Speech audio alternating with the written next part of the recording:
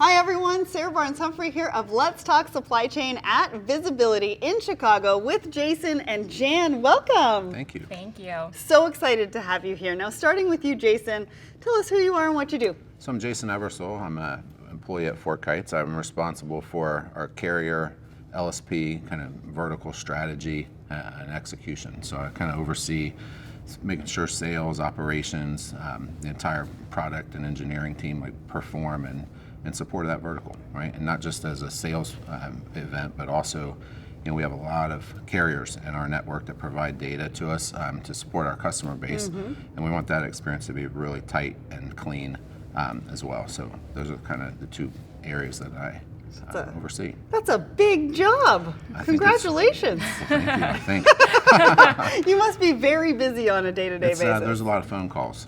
a lot of emails, a lot of phone calls, and some text messages as well. All right, no WhatsApp. But anyways, we'll get to that later. Jan, welcome. Tell us who you are and what you do. Thanks for having me. I'm J-Ann Tio. I'm the Chief Strategy Officer at Arrive Logistics.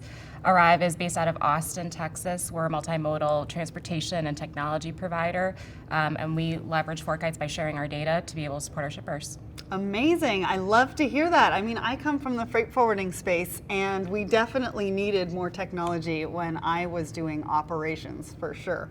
I got a lot of emails, text messages, and phone calls back in the day. It's the life we sign up for. I know. They're usually pretty friendly, Well, sometimes. So the theme here is connected. Now, that word means so many things to so many different people. So, Jan, I'm going to start with you. What does the word connected mean for you? I think when you think about the industry that we've selected in transportation, or specifically third-party logistics for myself, all we do is talk to our partners and collaborate with every single person and just communicate. So staying intertwined and connected is truly the service offering we're providing to folks. So when I think about connected and specifically the space, that's what I reflect on. Amazing. And what about you, Jason? I think of it as enablement almost. Okay. How do I, enable through connectivity my customer to have the best experience that they can possibly create for their customer? If I can enable my customer to do well, that's going to benefit me in the long run, and that's kind of what I think about it. Yeah, I like the word empower too, right? We're kind of empowering each other by staying connected and sharing information. Yeah. You listen to the shipper speakers here today, and you can kind of get a glimpse of the future and how they're thinking about leveraging information from various sources to automate, operational issues and just make smarter decisions faster. And if you take that forward-looking view and bring it back as a carrier or a logistics service provider, what do I need to do, and how do I need to change the way I think about the business, so that I can enable that customer in the future in that way. So let's talk about what's happening right now. And Jan, I want to ask you, how are carriers sort of navigating current conditions? What trends are coming to the surface right now? What are people thinking the most about?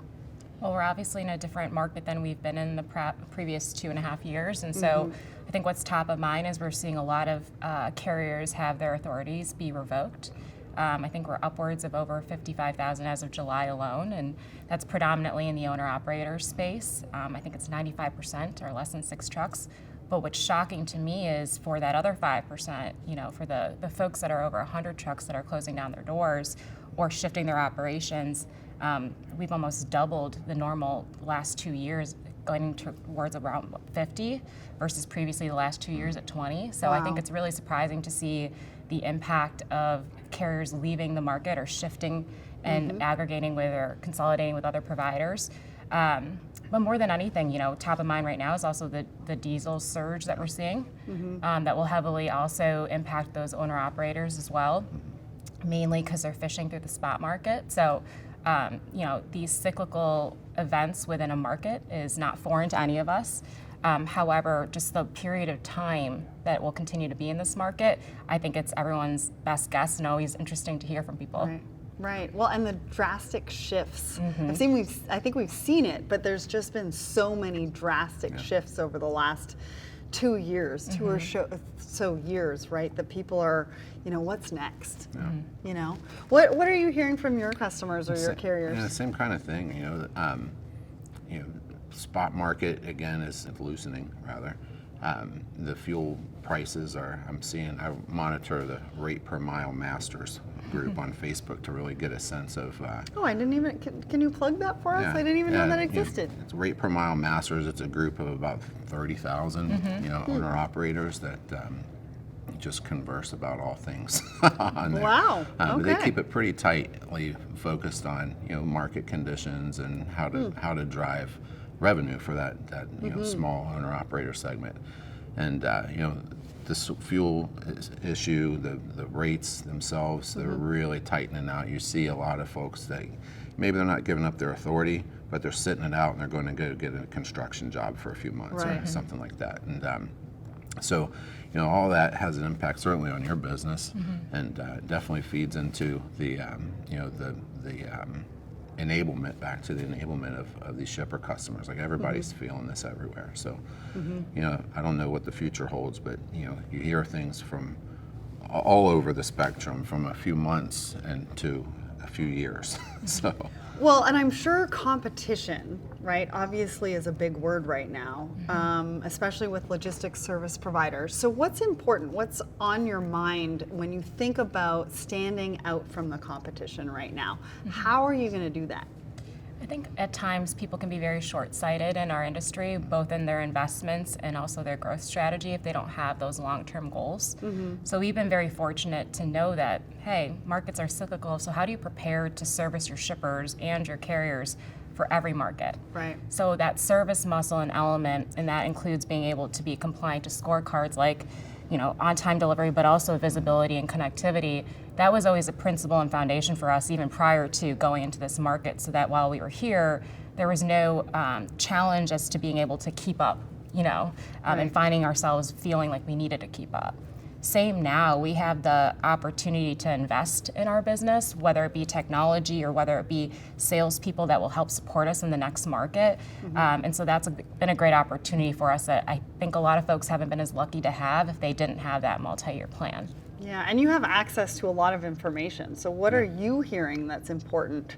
And I think, Jan, it's very important to plan, right? If you know this is going to happen, you've got to be able to plan for that. And, kudos to you for doing that at Arrive. But what else are you hearing from your carriers and in those discussions that you're privy to is how do they stand out from the competition rather than maybe putting that truck away? I think the biggest thing for us that we see is, these shippers, like I said before, their outcome that they're seeking is a cleaner, smarter, more agile supply chain, right? Being able to anticipate, right, where things are going to happen versus react to everything. Yeah. And to enable the shipper to do that, it takes a disciplined operating system, right? For a carrier, it takes clean data, and it takes a desire to execute in that way, right? And so, it's almost a thought shift. It's always, the deal with the cyclical nature of this business. Somebody is always trying to leverage somebody. That's else, true. Right? That's very true. And who has the power to do whatever? And if that can dissipate to some extent, and when we see, companies like Arrive and some others that really do it well. You got to negotiate on the price point, but you don't always have to. You got to become focused on your customer, right? Yeah. And really focused on driving that customer experience. The relationships really matter right now, and establishing and perpetuating the ones that you do have. So. And technology, and like you said earlier, the investment in technology. How are you thinking about that at Arrive? What does that look like? What does your current technology investment strategy look like, and how are you looking at it even into the future, into 2024?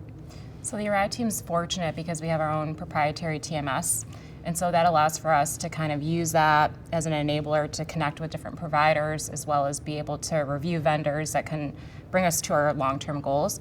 I think for us, and something Jason and I were talking about earlier, there's a reason why our strategy team and our technology team were completely in tandem. Because if you're not making the right investments in what you're building and who you're building it with and your partnerships, then long term, there's no way for you to execute the change management, process change, and truly, kind of back to your point earlier about just true execution. You might have the best intentions with your investments and how you're going to invest in your technology, but it's all about the delivery. And so that's why we very much have reviewed and taken mostly every call. We're very interested to hear what's out there and what problems people are trying to solve, because more than anything, I think visibility was a great example of that. Where there's smoke, there's usually fire when a lot of people are trying to solve the same problems. So someone will figure it out. It's just kind of, who do you want to partner with? Do you want to build it yourself? And more importantly, do you see a long-term partnership with them? Yeah, the partnership is key, right? People, relationships, the theme is connected, right? How do we stay connected? What does that look like? So Jason, from your standpoint, when you're talking to your customers, you know, how are they thinking about technology investments? Or maybe even a better question is, what is a barrier to making that investment? What are you hearing a lot about? You know, I think people are getting a lot more thoughtful on making intentional, these, like J-Ann exactly, said, right? And what decisions where they're going to invest their dollars, right? It's not just going and buying some new tech stack. There's people and change management, as you just stated, that has to go along with that to really understand and glean the benefit, right, that you're seeking, right? It can't be this flash in the pan kind of mentality where we're just chasing shiny new stuff. Bright, shiny object.